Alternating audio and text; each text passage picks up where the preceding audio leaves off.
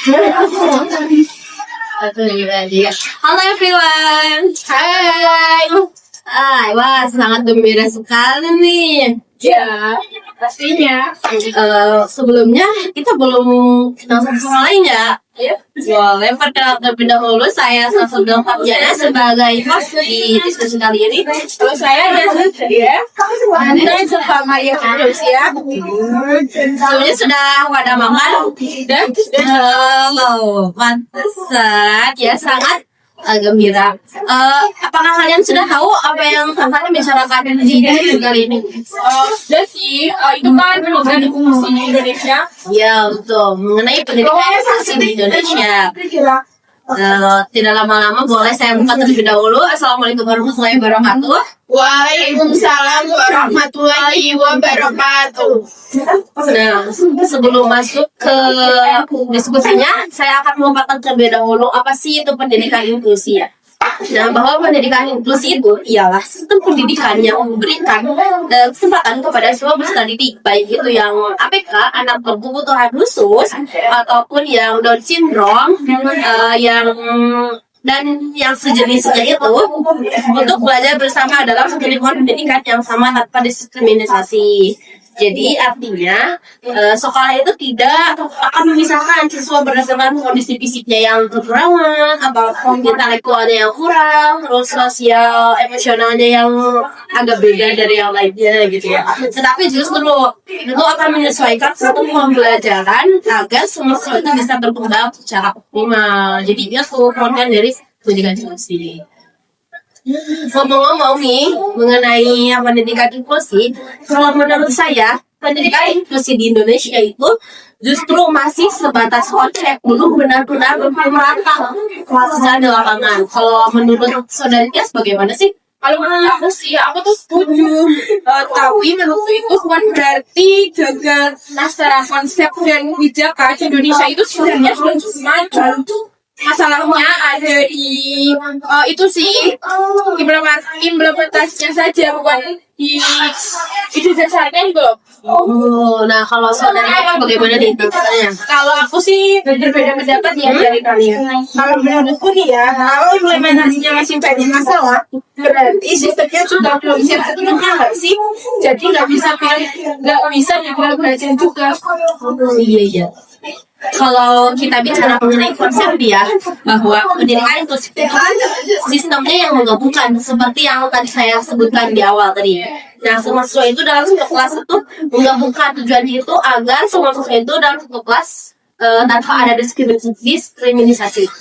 Nah, itu betul banget sih. Itu tuh sesuai dengan pandangan UNESCO bahwa semua anak itu harus punya akses yang sama. Tapi menurutku konsep ini itu ideal. Masalahnya ketika diterapkan tidak semua itu sekolah itu siap. Nah, itu poin pentingnya. Kita sering memasangkan label inklusi tanpa benar-benar memahami kebutuhan siswanya. Akhirnya anak berkebutuhan khusus justru tidak fasilitasi dengan baik. Oh, jadi bisa dibilang ya inklusi yang ada di Indonesia itu kadang masih sebatas penggabungan gitu ya. Jadi bukan benar-benar difasilitasikan sebenarnya tuh seharusnya ya. Pendidikan inklusi itu kan harus benar-benar difasilitasi ya kan. Kayak ada yang itu kan pasti fasilitasnya beda ya dengan orang normal gitu. Jadi kayak sebatas label aja padahal aslinya sekolah reguler. Iya. Nah, kalau dari sisi hukum itu sebenarnya sudah sangat kuat sih. Ada Undang-Undang Dasar 1945, Undang-Undang Sisdiknas sampai Kemendiknas itu tentang pendidikan inklusif. Tapi aku melihat ada ya gap besar antara aturan dan juga realita di lapangan.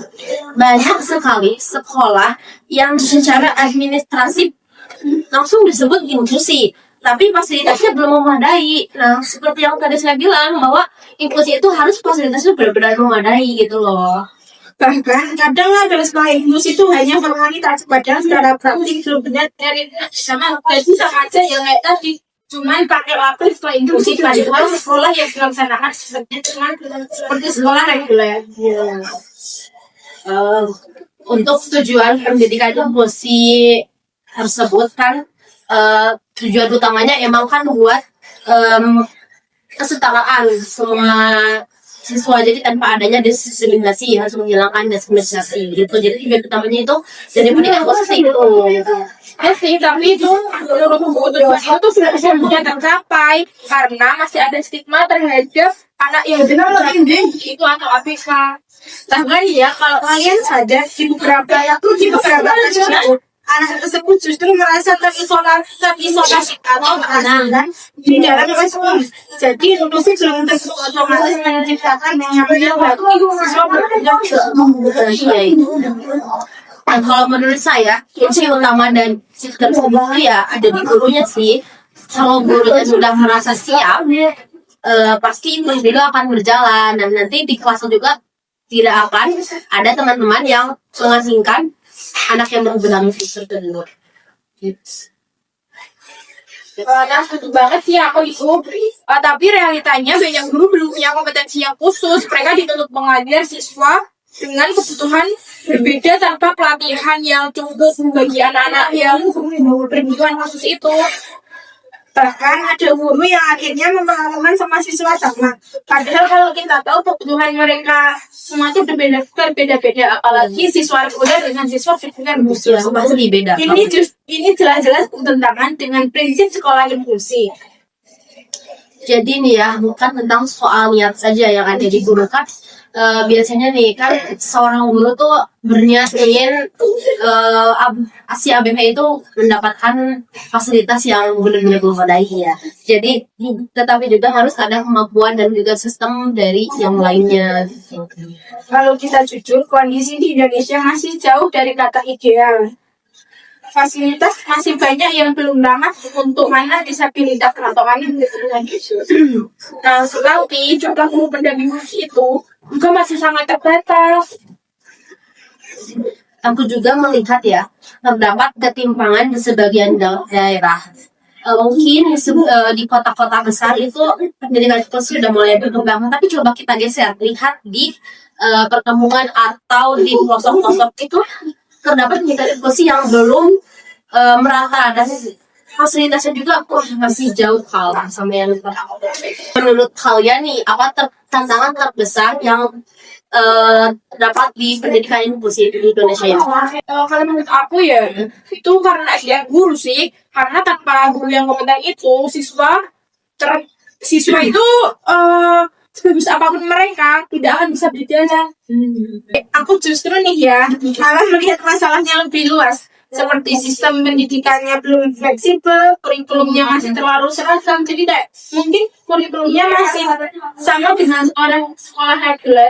Nah, harusnya padahal dibedakan ya kurikulum antara reguler sama yang inklusi. Iya. Kalau menurut saya, masalah utamanya justru ada di mindset masyarakat. Karena selama stigma itu masih ada, inklusi akan sulit berkembang. Karena yang tadi saya bilang, tidak hanya guru yang berinklusi, tapi masyarakat juga sedang ikut andil dalam pendidikan inklusi.